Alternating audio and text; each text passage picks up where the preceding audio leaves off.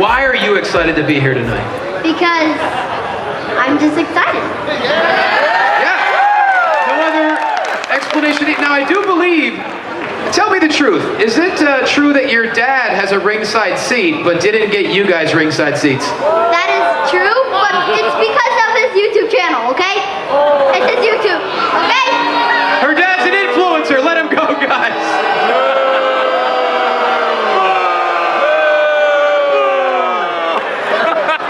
But your dad's awesome, right? Yeah, See, he's awesome! Yeah! Give it up for... Can you believe that there are some people in this world that did not tune in to the Alliance Vlog podcast? Shame on you! Shame on you! My name is Ella Indy, and I'm one half of the NWA Women's World Tag Team Champion. And I'm Kinsey Page, the other half of the NWA World Women's Tag Team Champion. And you better go listen to the Alliance Vlog, what is it called again? Podcast, period. Or you're ugly. Pretty and Power approved. Mi gente, you already know who it is. It's the radioactive pop with Danny Limelight, United Wrestling Network World Heavyweight Champion. And make sure you tune into the Alliance Vlog every week. You heard it here first. Straight from Poppy. Hey guys, check this out. I am officially now sponsored by Dubby. Dubby is a clean energy drink made to give you focus with no crash. If you guys are like me, you're always needing a burst of energy, especially with one with no crash. Dubby contains vitamins, amino acids, a nootropic, and 150 milligrams of caffeine. It keeps me awake with no jitters, guys. Check it out. Merch link is in the bio. Dubby.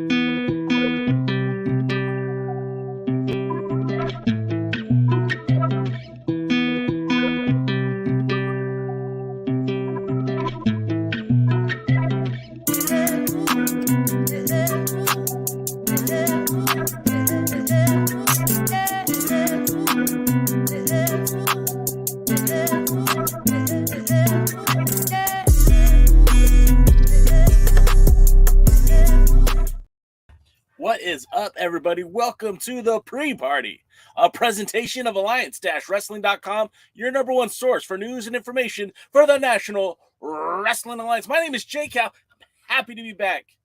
It's been a week since I've been on a podcast. I've got all this information in my head that I need to share with you. Actually, I don't really have a whole lot going on. I didn't watch the pay-per-view. I heard it was awful. Full disclosure, I didn't watch the pay-per-view. I didn't do anything that I was supposed to do. I enjoyed time off with my family. It was Claire's 10th birthday celebration. We went to Great Wolf Lodge. We went to Super Mario Land. That's where I put my effort. That's where I put my energy. But I heard there were some issues with the pay-per-view. You guys didn't even get to see it all. You remember when Primetime Live had some issues and the NWA threw a fit? Wow. Anyways, I'm happy to be here, guys. It has been far too long. Jason Newsom said it is the first pay-per-view from the NWA that he didn't buy. You know, full disclosure, I would have bought it had I been on the podcast. But because my dear friend Tim Wood, the scholar, the gentleman that he is, the man who carries the gravitas like no other, since he didn't, he covered everything. I don't have to. I didn't have to. I do want to say what's up to everybody in the chat. You guys get here early and often. Willie Bowen has been here since about 1:30. Thanks for being here, Willie. Mike, Media 5, Matt, if you're nasty, is also here. Willie with his Tyrus joke already. Hi, Tyrus went to a baby shower. He asked for a washcloth and 5 bars of soap and a towel. That's not how it works. It's not how it works. Terry McDermott's here. The aforementioned Tim Wood is here. Let's see. Sam Retro's in the house. Jason Newsom's here. And I said I shared Jason Newsom's post. He said that the first pay-per-view from the NWA that he hasn't bought. And that's quite telling. Man, I have junk all over the place. I really should clean up. Can I show you guys something real quick? I had this made. It didn't turn out exactly how I liked it, but I still kind of dig it. You guys see that? That is a painting of the 10 pounds of gold that has Harley Race's face here. and it's kind of hard to make out on camera, but there's like a Ric Flair and a Dusty Rhodes. I believe that's AJ Styles. I think that's Adam Pearce, Luthez. You know, I got to find a place for that. Rick Del Santo's in the house. What's up, Rick? Terry McDermott says he's done with Fight TV. And I don't blame you personally. I don't blame you personally because there's no excuse, right? I mean, if we're going to hold the primetime live to such a high standard, then why isn't the NWA being held to that same standard? I remember officials from the National Wrestling Alliance literally throwing a fit because, well, the production values didn't come out the way they wanted to. Yes, there were other extenuating circumstances involved with those pay-per-views, but at the bottom line, the end of the day, the production of that pay-per-view did not come out swimmingly, and neither did 312. I'm not going to beleaguer it. I'm not going to keep harping in on it. It is what it is. Everyone knows what it is. It was a snafu. It was a hiccup. Normally, and I'll say this with all my most sincere intent, normally the NWA has a much more polished product, right? Much more polished. But they didn't. Not on Friday night, not at 312. Let's see some more of the comments. Sam Retro says the same thing as Primetime Live, the exact same thing. I mean, it was pretty dang close, right? I mean, match times weren't messed up, but yeah. Let's see. Willie Bowen says, what's up, Jason? Mike says, people keep commenting on Tyrus's weight. Come on, he has a lot on his plate. That's good, man. That's good. Thank you, Dave. Yeah, if you guys enjoy this program, it would mean a lot to me if you like, commented, and shared. In fact, you know what's more important than liking is actually leaving a comment in the video.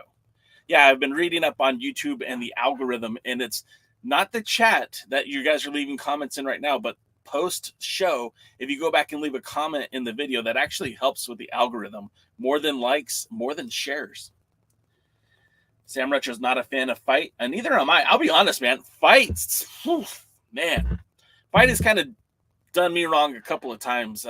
Initially, you know, they offered credits, but then they had there was no way for me to use the credits under the app on my phone, the service on the computer, on my tablet. There was no way to use those credits, so I basically had earned like $30 in credits that they just kind of, you know, threw in the trash. That was fun. Thanks, Sam. It didn't come out the way I wanted it to, but I still really like it. I just got to figure out where it's going to be. Jonathan Burrell's in the house. Man, what's up, John? Thanks for being here today, man. Really appreciate you being here. Paladin's in the here. Paladin's in the house. What's up, Paladin? They could do pay-per-views on YouTube. It's just I imagine it's the same dynamic. I don't blame Fight for this, by the way. I think this was a technical issue on the NWA's end. The problem with doing live pay-per-views is that S happens. You know, the WWE has been doing a live pay-per-view since like 1985, 86.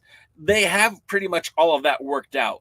They have hundreds of people who are involved in the production of these pay-per-views. The NWA has like 3 guys, maybe 4. You know, and I'm not trying to be glib. There's not a whole team dedicated to making sure that these things are running smoothly. And, you know, they get to the building a day before maybe. And, you know, if there's a problem with the ISDN lines or whatever internet service that they're using, these can all be problematic for the NWA. And we saw it. We saw it. Jay, thoughts on Nick Aldis joining Impact? I feel like that was the best move for Nick Aldis. I genuinely do. I don't think that it makes sense for Nick Aldis to try to pursue a relationship with MLW when I don't feel like MLW could offer Nick Aldis any more exposure or any more opportunities more so than Impact. The rumors were WWE was interested, but there's also, you know, a huge rumor speculation that there's going to be lots and lots of layoffs from the WWE once the merger is complete. With that being said, I don't see a home for Nick Aldis with AEW because, geez, man, there's been opportunity for him to be in AEW for about 6 months now, and no one was biting. And his biggest rival is no longer even in the company. You bring Nick Aldis into AEW, where does he even slot in? He's not going to be slot into the top of the card. Is he a bigger draw than Chris Jericho or John Moxley, Dean Ambrose, whatever you want to call him? Is he more important to AEW than the Kenny Omega, right? Or the impending return of CM Punk? Like, no, he doesn't fit in anywhere. And then his style of wrestling, although I do believe Nick Aldis is a good wrestler, I would not want to pay to see him wrestle Samoa Joe or Claudio Castagnoli. I don't see him fitting in the pure wrestling division for Ring of Honor. So honestly, where was he going to go? Sure, you can work with the Hart family and help build up the Hart promotion. I think it's called Dungeon Wrestling. You could be a part of that. You could be an asset to that company. But long term, like, they're not going to be able to pay you 6 figures. Not that I know that he's getting 6 figures in Impact. I don't know what his contract is. I'm sure it's good. Like, look, he is an asset to any company he goes to. I don't necessarily like Nick Aldis, but I can't sit here and lie to you and tell you that he's not an asset. And if he can make Steve Maclin look like a bigger star, that's great for Impact. But I have questions about what you're going to do with Nick Aldis. If he's there to help build Steve Maclin, great. Do I want him to put the title back on him? Probably not. Probably not. I mean, let's be honest. Again, Aldis isn't a bad competitor. He wrestles well enough. Is he going to win a Meltzer Award? Probably not. Is he going to get 5 stars? Probably not. But he could put on a good show. 100%. There's no argument there. His promos are money. Guy's great on the mic. He looks like $1 million. He's what I call a 5-tool player because he can do it all. But I just don't think he can do it to a level of like a Ring of Honor. I don't think he's got the star power to drive the AEW. It sounds like it was just bad timing on the WWE. And who knows? Maybe after the merger is complete and Aldis has spent some time in Impact, maybe there's opportunity for him then at that point. I do think it's kind of funny that when Willie Mack chose to go to Impact Wrestling, Nick Aldis was one of the first people to call Impact Carney and all this other stuff, and then now he's working for them again. So, but yeah, I think that's the best move for him. And I think it's a good move for Impact too, because he's a legitimate draw. He's not a draw. He's a legitimate name. And when they've had so many guys get injured, it sucks. Both Mickey James and oh gosh, what's his name? I forgot. The former champion. You guys know who he is. Both of them went down to injury, so they crowned 2 new champions without the old champion actually defending the title. That sucks. So bringing in someone like Nick Aldis, who people know that he is a champion, people know of his what he's done and what his demeanor is. I'm sure they'll be more than willing to accept him into the Impact roster. Mike says it was the fight says it was the NWA. Take it up with them. Yeah, those affiliate credits, and I won't use your words, but it's on the screen anyways. Yeah, I was so thoroughly pissed off because I had enough to buy multiple pay-per-views, and I was saving them, and then they just started pulling them out of my account, and I couldn't even use them. So it's like, what's the point? I even said, hey, charge it to my account, but I can't use it the way that the app's set up. And they said, oh, you should be able to use it. I couldn't. I screenshot it, sent it to them, sent videos of them of trying to use the credits, and they did nothing for me. Willie says, I knew that Nick Aldis would return to Impact Wrestling. It's a good fit. Mike says, I won't order NWA pay-per-views again. Sorry, if I'm paying $25 to see it live, I expect to see it live when it's happening, not on an almost air-free replay. Yeah, I can't argue with you on that. Paladin says, I think it's a good fit. None of the big boys wanted him. Triple H was interested, but Vince put a stop to it. That seems so crazy to me, right? Like,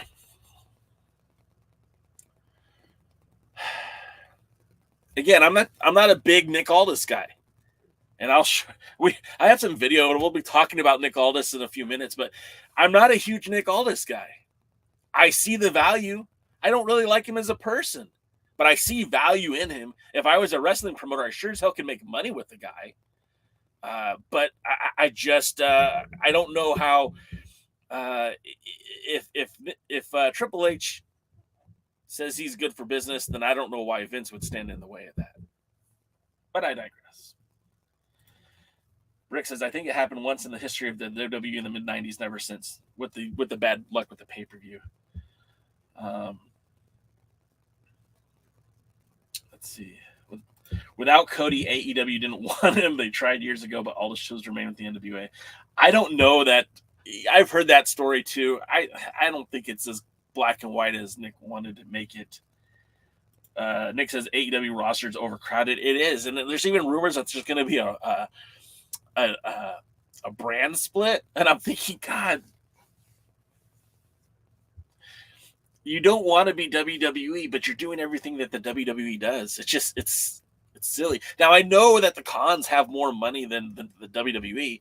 In all honesty, I bet Tony Khan's dad, I can't remember his first name, probably could go buy Endeavor if he wanted it. But like, I don't know. I think it's kind of silly. They're getting a new 2-hour show. Yeah, but they already have like Dark, Elevation. I mean, how many hours of programming do they have a week? How much more can they continue to produce, right? And how much of it is going to be viable for people to watch? I started to watch that the reality show that they had on Wednesday after hanging out at Universal Studios all dang day. I started to watch it. I turned it off. I got sick of it. But yeah. Does Impact Wrestling pass the Harley Race sniff test? I mean, look, I personally agree with that decision. Again, is he going to be a small fish in a big pond? Absolutely not. He's going to be one of the bigger fish in one of a relatively medium-sized pond. That's great for him. He might even become Impact champion again, and I wouldn't be surprised if he did. I wouldn't blame Impact for doing it. But also, you have a guy who could really give a good rub to Steve Maclin and make him a bigger name than he was before he won the title. And you give him a rival that can help build him up. That can help build up the brand. I mean, it's a smart business decision. I really do think that is. Terry says, Nick is a great athlete, but it's like a term-limited president, not much left for him. I do agree with that. But, I mean, it's an Impact now, and it's a different Impact than what he left. Willie said, Aldis could have signed up with the United Wrestling Network. I could have said absolutely not. No, that would not have happened. Nick needs to become an elder statesman. I think he kind of knows that. I think that's why he went to the dungeon wrestling in Calgary. I think that's why he wanted to help the Hart family, because where he knows he is most useful now is going to be towards being that the gatekeeper, if you will. Josh Alexander, that's what I was thinking. Tarnished treasure. Paladin says he thinks that the injuries to Josh Alexander and Mickie James are kayfabe. Wow. I could almost believe that Mickie James, because the whole storyline with Mickie James, right, was, and I don't follow Impact that closely. This is all I heard secondhand on Busted Open Radio. But like, her whole thing was she was going to wrestle until she got beat, and then she was going to retire. She won the title, and I think they were like, okay, well, you did that. Now what? Well, I don't want to retire. Okay, but we want the belt off of you. And the crazy thing is, like, Steve Maclin is married to Deonna Purrazzo, who are both the champions of Impact. So they really are that power couple of Impact Wrestling. The same storyline that I'm sure Nick Aldis would have wanted. Willie says, I'd rather see Aldis as world champion as opposed to State Puff Marshall. You know what? I'm going to be 100% with you on this one, Willie. I 100% agree. And I'm somebody that doesn't like Nick Aldis, and I'd rather have Nick Aldis as world champion. I would gladly have him call me a ham sandwich eating jabroni. I'd much rather have that than Tyrus, 100%. Paladin says they're doing a brand split because most of the locker room used to work with Punk. I mean, what better way for egg to be on your face when you say, I'm not going to work with CM Punk, when he's the one that's drawing the ratings in? And look, I don't know nothing. I don't follow AEW well enough to comment on it, but we were hearing about week after week when Punk was on the roster how much the ratings improved and how better the pay-per-view numbers were, and then he's gone again and the numbers have slipped. So what happens when he comes back and people tune in to see CM Punk and don't really care about those who don't want to work with him? Jonathan Burrell says, as an Englishman, I think Aldis is a cad and a boundary should have left the right way. Yes, I love it. Not to be bitter and trash the NWA and Billy, even if you disagree with him. I agree, Jonathan. Look, there was a wrong way and a right way to do it.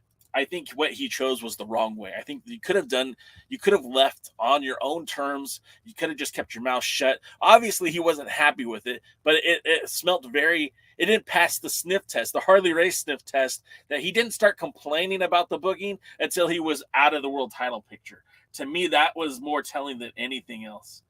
All right. Let's see. Willie Bowen said CM Punk, Jericho are garbage wrestlers. Look, I used to love Chris Jericho as a wrestler, as a personality. He's not as, I don't remember him as fondly as I used to. I don't think I ever will. But there was a point in time where he was my absolute favorite wrestler on the planet. And Paladin says the chair go. Okay, I'm going to stop taking comments for a minute because I do want to let you guys know that the NWA is currently running another 20% off deal on their merchandise. If you use the merch code Spring Deals with a Z, I have it right here below. You can see it here, Spring Deals, to save 20% off your order. I think that's a pretty cool deal. I mean, that's double the, in most states, that's doubling the tax, right? So if you're looking to get some merchandise, if you're looking to pump up your NWA repertoire, they've got the new purple NWA shirt or the tank top. You could buy their merchandise and they'll be happy to have your business. You could buy my merchandise. We have cool shirts coming. We have some cool shirts up right now. I'm wearing one of them. This is one of my favorite ones. I call it the Legacy or the Fantasy shirt. You can get a lot of colors. I like this one. All right, so it was just a few years ago. In fact, it was 5 years ago this week that your boy J Cal boarded a plane to China. In fact, I went to China because I wanted to see one match, and it was one match only. And let me show you a little bit. Okay, go back to your corner. Hold it up. Hold it up. Hold it up. Okay. Middle right? Yep.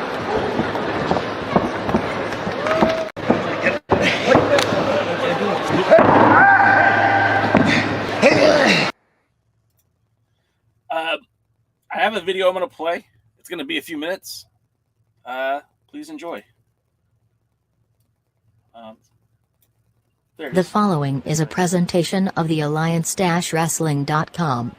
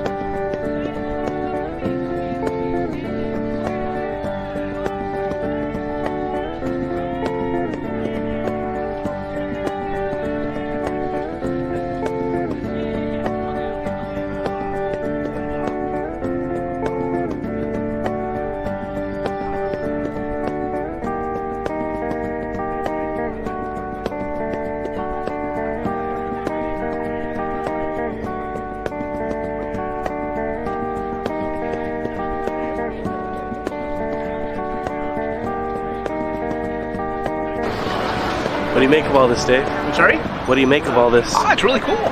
You know, something that takes 3 years-ish. We've been working on this project for about 3 years, and here we are, days away from making history in the United States by being the first television pro wrestling broadcast to originate from China. WWE hasn't done it, Impact hasn't done it, WCW never did it, and our little company that could is. So, very excited, proud, a lot of hard work went into making this happen, and I'm happy to provide. So, let's see what happens.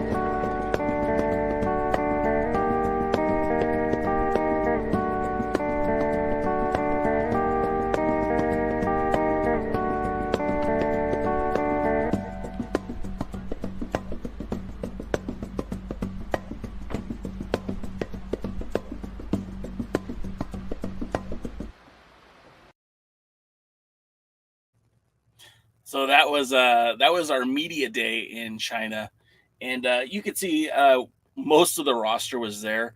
Barbie Hayden had missed her flight initially, so she was delayed, and then oh gosh, what was his name?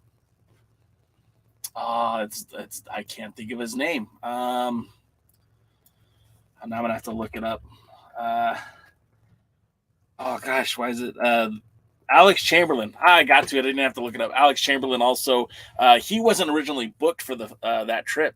In fact, it was another wrestler, Barrington Hughes, was actually supposed to team with Watts. He wasn't able to make it out there, and so he, like, I guess his visa, he never got the visa. He got a passport, but never got the visa. In order to work in China, you need to have a visa. Even I went with a visa, even though I wasn't scheduled to wrestle or was on anybody's payroll or anything like that. You have to have a visa to enter the country, and Barrington Hughes did not have that, so it prevented him from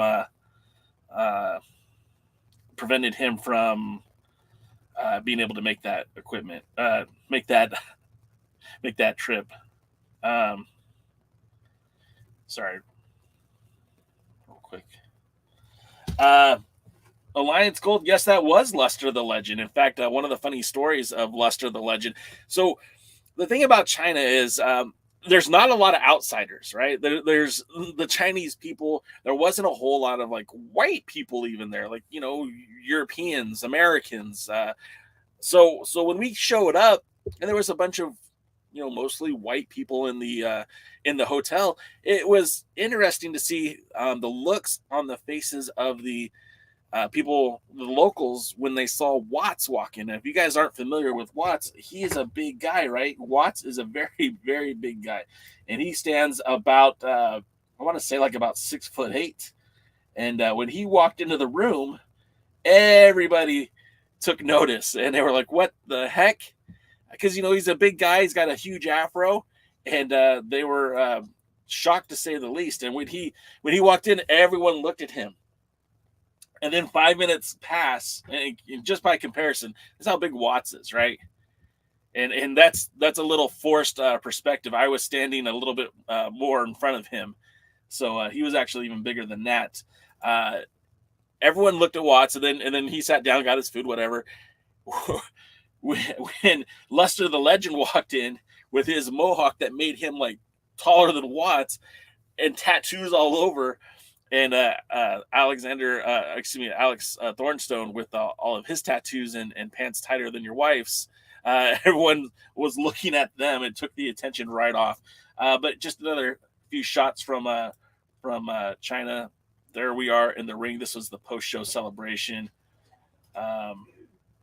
Here we are. This was some more of the press. The second day, more press that we had. And then, I got to hang out with these guys. People like, do I know who Nick Aldis is? Yeah, I've hung out with Nick Aldis. It was a fun time. I have a few more clips if you guys don't mind humoring me. Again, this was 5 years ago this week, so I wanted to just kind of show a little bit more. What do you make of all this, champ? Exactly. Just smiling and enjoying it.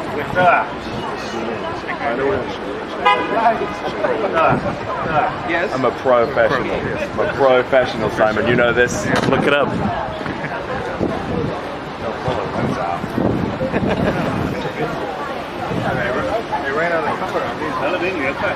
Hey, Watts. Hello, sir. What do you think about all this? I think this is some really cool shit they're doing here.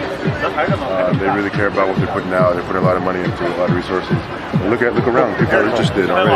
Oh, I gotta take a picture. I'll be back. Yeah. So yeah, it was a cool couple of days. It was nice to see a different world, a different country, different culture. The people there were great. Of course, we were guests, so we were treated very well. In fact, a lesson that I learned the hard way was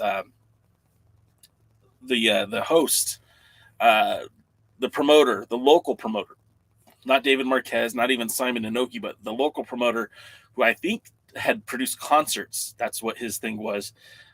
He took us out to dinner, and I was expecting it was going to be some sort of fancy like steak restaurant or something. It ended up being a pizza place, not unlike what you would see at a corner pizza place in your own neighborhood. The big difference was that the pizza had like cheddar cheese along with mozzarella. And the other thing was they brought fruit out, and it looked great. Grapes, watermelon, cantaloupe, all that stuff. But there was a white lining to everything, and I thought that was some sort of frosting to make it sweeter or something more enjoyable. Turns out that was mayonnaise. Your boy Jay was eating grapes with mayonnaise on them, and I didn't know it was until it was until I ate it, and I was almost wretched. The other problem was the food. If you clean your plate, that's an invitation for them to put more food on your plate. That's what a gracious host does. I didn't know this, and so they kept bringing out more food. And your boy Jacob put it down, so I kept eating. And Marquez literally elbowed me. He's like, "Hey, stop eating." And I said, "Oh, shit. Okay, no problem." So, yeah, it was pretty cool, man. And like I said, I got to see a lot of cool stuff. The actual wrestling matches that were on the card, there was they did a worked shoot with some of the guys that were local. One of the guys actually was training with the WWE at one point at the Performance Center. I don't remember his name, but he's thus hasn't been ever made his WWE debut. Then they had there was another worked shoot fight with these guys. I don't even remember their names. One of them guys was named Vito, very nice guy. Fancied himself like a student of Dan Severn, and he was great, no attitude at all. And they had these really silly finishes, like the guy intentionally hit him in the groin to get disqualified. So it was for that part, it was kind of dumb. But when the show was over, or when those matches were over, then it was the pro wrestling. So your matches for that night were Barbie Hayden, who is a former NWA Women's World Champion, versus Heather Monroe. Then there was the tag team match, which was Reno Scum defending the United Wrestling Network World Tag Team titles against, it was supposed to be Barrington Hughes and Watts. It ended up being Alex Chamberlain at the last minute with Watts. There was even jokes that I would put on a singlet and go wrestle as Watts' tag team partner. And then, of course, the main event, Colt Boom Boom Cabana versus Aldis, that really, that match in and of itself connected with an audience that was unfamiliar with professional wrestling and, you know, made history, because that was the first and maybe the last time that the 10 pounds of gold was ever defended in China. And there's been a lot of times where promotions within the NWA have been to China, but this, you know, was the first time that that title was defended. It's something that Harley Race, who mentored Dave Marquez years ago, said, you know, one of his regrets was never taking that title to China or to Russia. I don't think we'll see the title in Russia anytime soon, but it was in China for a brief, you know, for one night. And yeah, I thought that was really cool. As far as some of the comments, Paladin says that China is notoriously racist. How is the black talent treated? Well, Watts, again, I mean, he was treated really fairly. You know, and again, we were guests. I you know, I don't know how the locals are treated. I don't know how people who are, you know, transplants living in China are treated, but Watts was treated, I mean, mostly well. I didn't see any negative behavior, and I got to hang out with Watts quite a bit. They seem to treat him fine. I mean, he did get stares, but I mean, I don't know if that's because he was a black man or because he's just very unique. There's nothing like him in China. Jeremy McDermott said something special about a promotion that carries NWA banner. Can't explain that. Just heartwarming. Yeah, I mean, those days are long gone though too. You know, there are no promotions that carry the NWA banner anymore. It's just the NWA. You have Kazana running promotions in the same area, but even those aren't NWA shows. Those are AJ Kazana shows. Chris is out here waving the flag from 1993. Did any of you guys support the promotions under the NWA banner after 93? Well, a lot of us did, Chris, and you did. You know, you did, Chris. A lot of us did. You know, Smoky Mountain for a brief time, ECW for a brief time, NWA Dallas for a brief time, you know, Joe Price in Florida, you know, Dennis Corluzzo in New Jersey, Howard Brody in Florida. You know, there's a long list of promotions that ran in between, you know, Music City Wrestling in 94, 95, 96. But, you know, that's neither here nor there. Neither here nor there. Speaking of the NWA today, I mean, well, today, of course, we have Power. And this episode of Power, I think, is looking really solid. Of course, this is off the nights of the Chicago pay-per-views. So I'm not sure how this is going to, you know, how this is going to look and feel. Of course, these were recorded and not shot live. So hopefully any technical snafus, they've already adjusted. If you guys watched USA this week, you saw fresh new matches. And one of the matches that I think we're all going to be looking forward to is, well, you got two title matches, right? Two titles matches and a very strong women's match when you have Natalia Markova taking on La Rosa Negra, and what I can only think would be a match to set up a number one contender for the women's TV title. And, you know, Markova has been killing it. She was a part of the World as a Vampire tour in Mexico. She's also out there in Australia. She's been a part of Billy Corgan's live shows with the Smashing Pumpkins for the better part of the last year. Her and Mercurio have been on those events. So she's probably getting more dates working than anybody else in the NWA. She's taking on La Rosa Negra. I think this is going to be an awesome match. I'm actually really looking forward to this. La Rosa Negra had a great match with Camille. Of course, Camille came out on top. For those of you that saw the pay-per-view, I think it's going to be a good match. I think both of those women are extremely talented. And the more I see Natalia Markova, the more polished she looks to me, the more ready she is for that next step in the NWA, whatever that is. And then also we have the next matchup that looks really interesting to me is Kerry Morton versus Joe Alonzo. It's the World Junior Heavyweight Championship match. And all hell's breaking loose in Australia with this kid, Kerry Morton. You know, he's been in a downward spiral ever since Mexico. Someone needs to reach this young man because he's certainly not his father's son as of late. But this is a matchup between two guys who, you know, Joe Alonzo has had to fight for everything that he's got. Kerry Morton has been very privileged when it comes to the world of professional wrestling. And this is kind of a rematch from the, I believe they fought at the not the 312 pay-per-view, but 312. And hopefully this isn't the same match. But then also we got a rematch from the first live NWA Power. Sorry, not the live one. Maybe it was. You've got Thom Latimer defending against Psycho Boy Fodder. This will be, I think, maybe the third televised Thom Latimer match. Thom is great.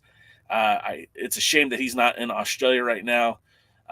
And you look at it too, like the roster shift from the Mexico show to the era of the Australia show. You have a very different dichotomy where in the Mexico show, you had pretty much all of the veterans, right? You had, I mean, even though Kerry Morton was probably the least of the veterans, but I mean, Sal Renaro has been wrestling for damn near 20 years. You had Chris Adonis, you had Tyrus, you had Trevor Murdoch, you had Thom Latimer, you had Camille, right? You had La Rebellion. And although you have La Rebellion in Australia, I mean, it's a very different looking roster. You have Kerry Morton as well, but instead of the women's world champion, you have the TV champion in Kenzie Page. You have Silas Young instead of a Trevor Murdoch. You have Alex Taylor.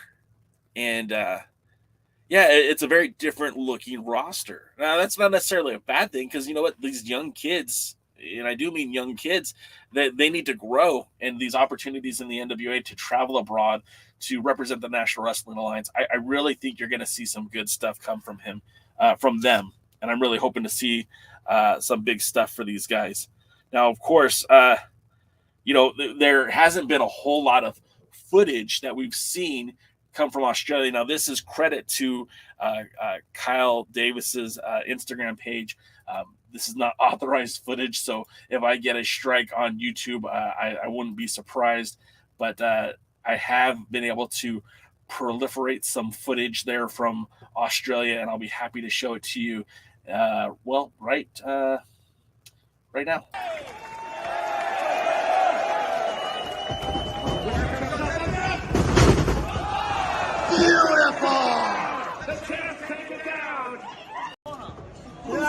Springboard! Could this be it? 1, 2, Markova breaks up the pinfall. Take out 4 members of our rebellion. He's got 7 House of Fire!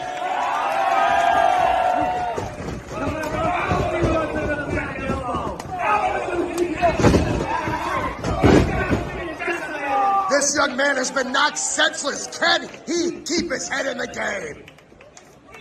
That's it. From top rope, coming off ropes. Oh no, we've seen this before. Come on, look at the beast. Joe, this could be it. So a lot of good things happening out there in Australia. You saw the La Rebellion defending the tag titles. I don't exactly remember the name of the tag team that they were facing, but I mean, it was pretty cool to just see the belts on the line internationally. I think that was really cool. Let me see something here. Let's see. Did I grab it? Maybe I did. The tag team that they fought was Spartan Spirit and Jude the Dude London. So Jude London and Spartan Spirit taking on La Rebellion in that tag team match. I believe that was from Brisbane. Also, we have a little bit more footage from Australia. Shh, don't tell the NWA. From Melbourne, because the coffee here in Sydney really sucks.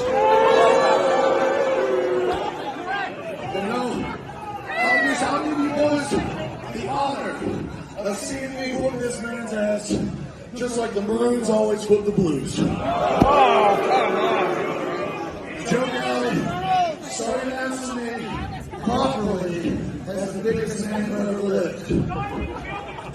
Ladies and gentlemen, the biggest man who ever lived.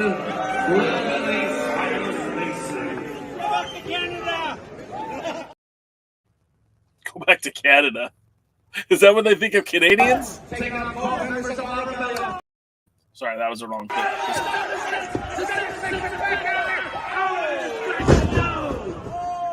It's a numbers game even when the numbers don't make sense, Joe. That momentary distraction was enough. Silas Mason sends him up. Here we go. He's going for the thrill ride. Where he'll stop, nobody knows. He's still going, ladies and gentlemen. Now, this might just be for the Australian tour, but the foursome, that is Alex Taylor, Kerry Morton, your World Junior Heavyweight Champion, Silas Mason, your #1 contender to the national title, and the Women's TV Champion, Kenzie Page, have been calling themselves the Southern Six, although there's only 4 of them. I guess the 2 is silent in that one, but they've been really tearing it up in Australia. It's been looking pretty awesome, man, and I don't know what the whole show is going to look like, but the commentary is not maybe the best, but God bless Kyle. Kyle's got a sweetheart, but I really think that it's been a lot of fun. I know the talent is really having a blast out there, and who knows, maybe we get some new storylines coming into Crockett Cup, which is, of course, that's also what's going to be happening tonight as Tyrus addresses the crowd about rumors about Crockett Cup. So, yeah, I'm really just I'm not sure what's next for the NWA. Of course, after this tour of Australia, there's a huge tour here in the United States. There's dates all across the country. Some of these events, I don't believe they're going to have wrestling because it's a different set of circumstances. As instead of being a festival or a series of bands playing, it's like 1 or 2 bands, and I don't think they'll have the opportunity to put a wrestling ring in some of these venues. So it'll be interesting to see what happens. But I think it's cool, man, and I'm excited to see what's happening next. Let's see. Let's jump back to some of the comments. I saw one that tickled my fancy. I'll get to it in just a minute. Willie Bowen says that he loves the NWA TNA era. That was a fun time too, man. I mean, I remember ordering the first pay-per-view, and I was shocked when Ken Shamrock rolled out, and I was expecting to see Dan Severn because that, he was the former World's Heavyweight Champion. We knew that they stripped him of the title. No Hashimoto, no Dan Severn, no mention of 0-1. And then we get Jeff Jarrett and Ron Killings and Ken Shamrock, and it was in the wall, and it was pretty cool, man. Especially if you were a fan of WCW, you kind of had a blend of what was left of WCW along with some of the new faces that would become the TNA era. We would be introduced to guys like AJ Styles, and yeah, it was just a good time. It was fun. And Frankie Kazarian, Christopher Daniels, guys that I've been watching in my backyard for years, that just showed up and started making a name for themselves in Impact Wrestling. So that was pretty cool. Sam Rogers says, I only knew about it in the 90s was WCW. Yeah, like you, Sam, when I was a kid, I thought that the WCW, just the NWA became WCW. It was in 93 when there was the official split, but it never really felt like that was a split. It just felt like it was an evolution, which we all learned later was not factual, but that's the way that, the WCW planned it. They made it feel like that the NWA in spirit was still part of WCW. They'd often talk about the title lineage going back to, Luthez and beyond, really.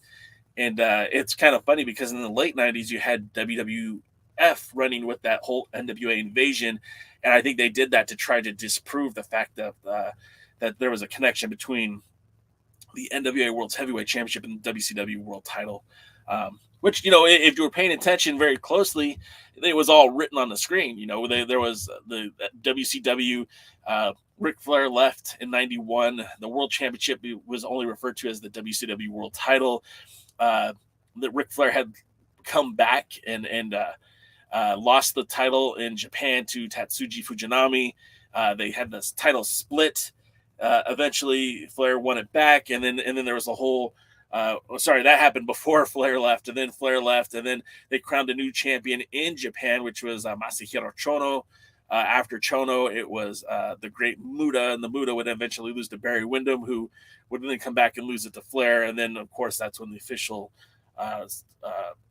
delineation between the NWA and WCW happened, along with New Japan Pro Wrestling, all in 93.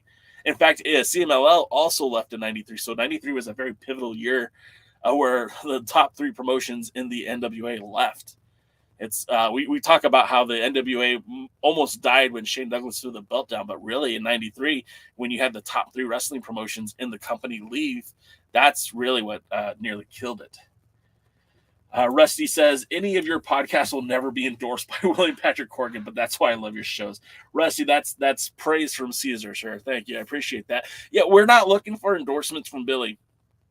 We're not. We love the NWA. Don't get me wrong. I am a very big NWA fan. The history, the tradition, the legacy, the brand is what keeps me here.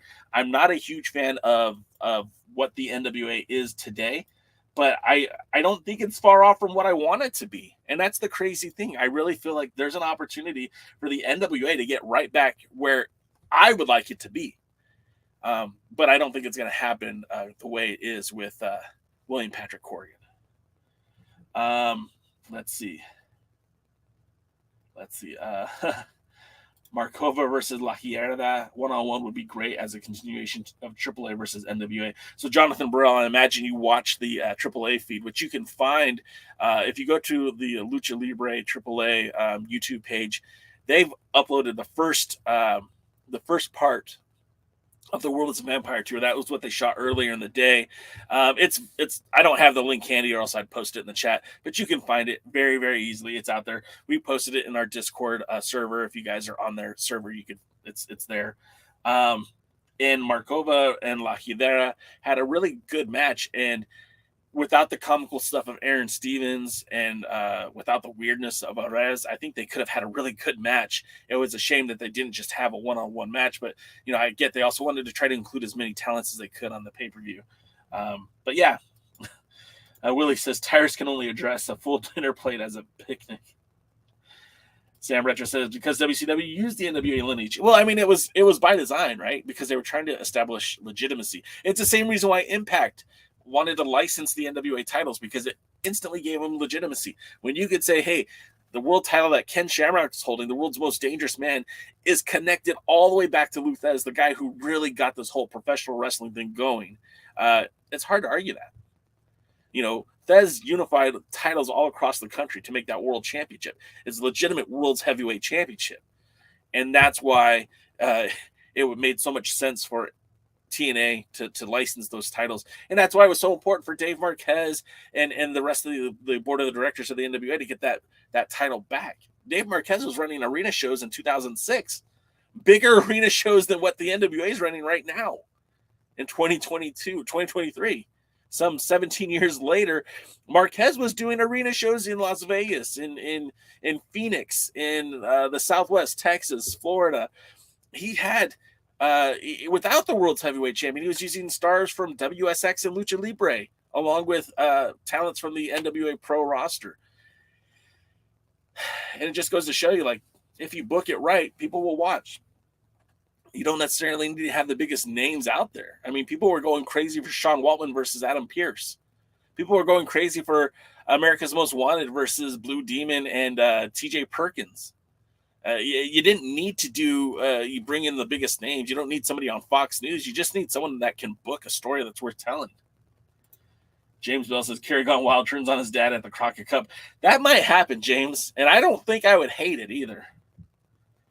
Rusty says, I cannot walk, but my powered wheelchair is faster than Tyrus. Damn. Rusty, you're a real one for that one, my friend. Terry McDermott says, I am 61, and then NWA was all I knew at first. Yeah, 60. Yeah.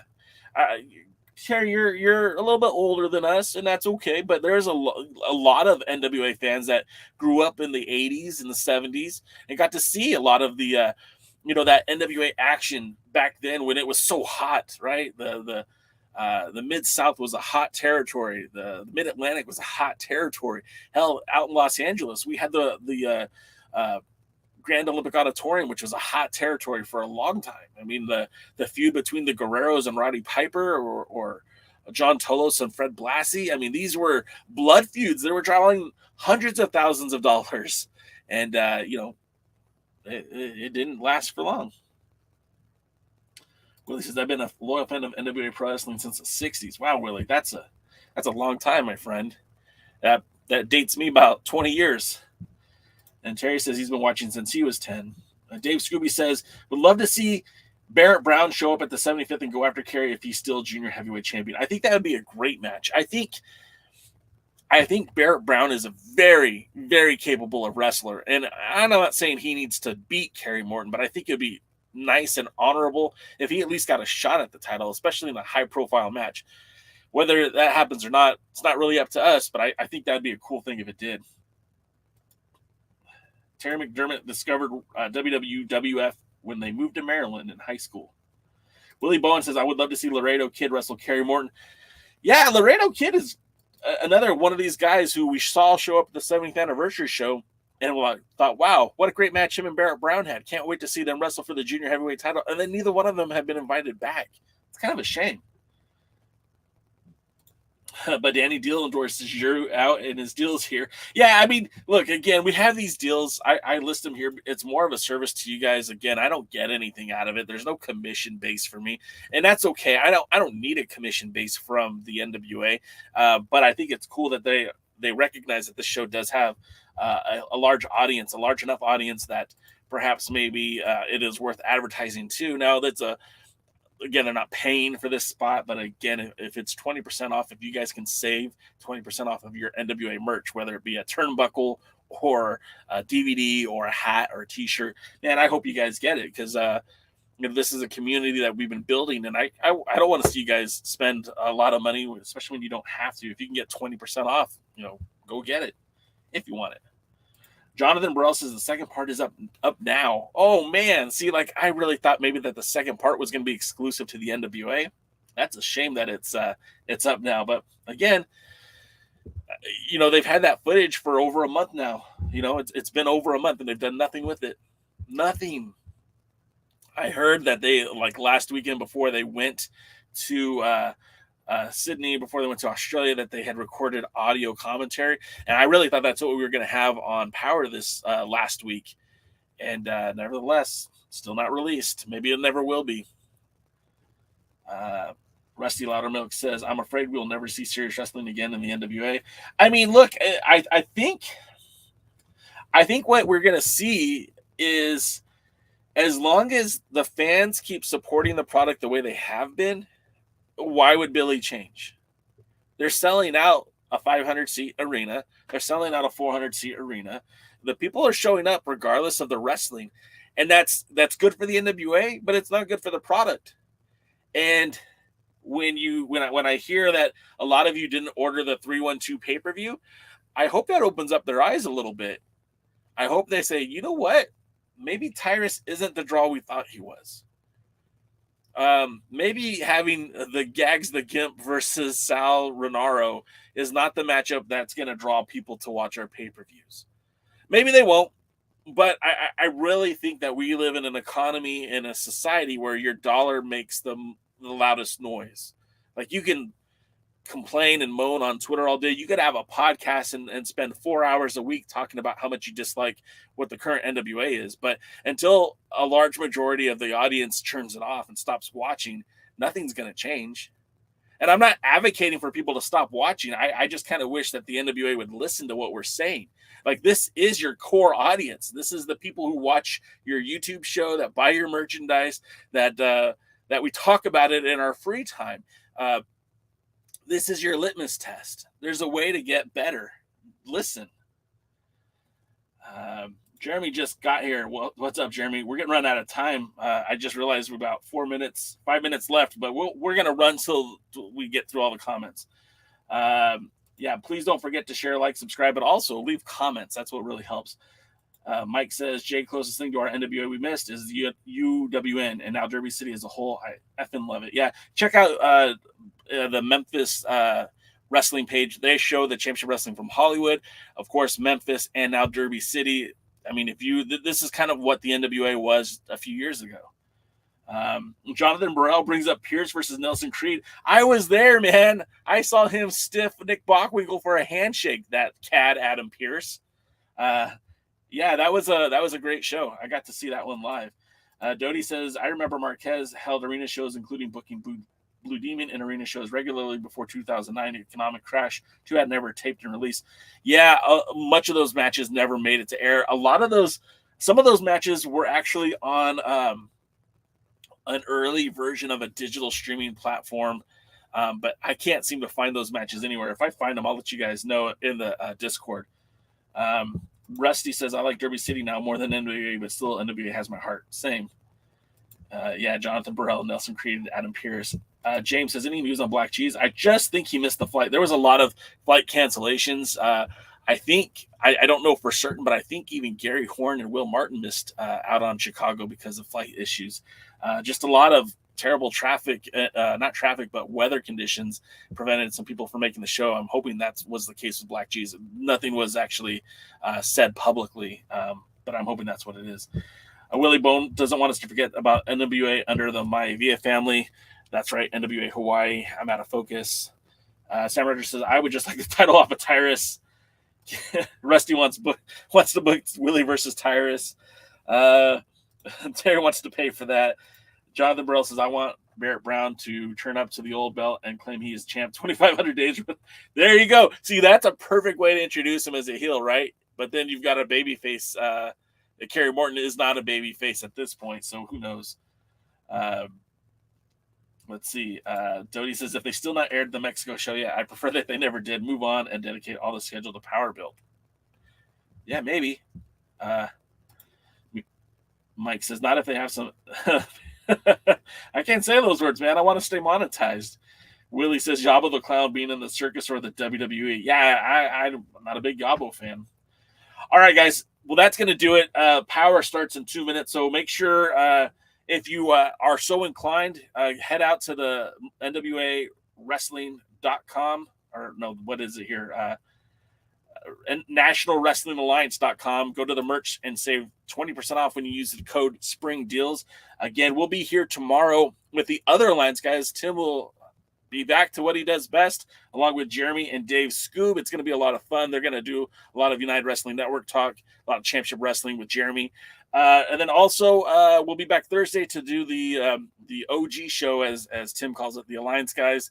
And if you guys enjoy the podcast, make sure you give us a thumbs up, leave a comment. If you want to financially support us, you can buy Debbie. The link is in the link is in the description, as well as links to our merchandise where you can buy T-shirts, hats, coffee mugs, and all that good stuff.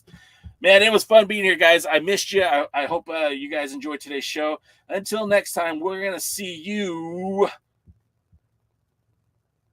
at the matches. Thanks for checking out the Pre-Party, a presentation of Alliance-Wrestling.com. You should hit that subscribe button and join our community. I also want to remind you that we recap NWA Power every Thursday at 8 p.m. in the live stream. We try to stay social, so find us at the Alliance blog. And until next time, we are the Alliance.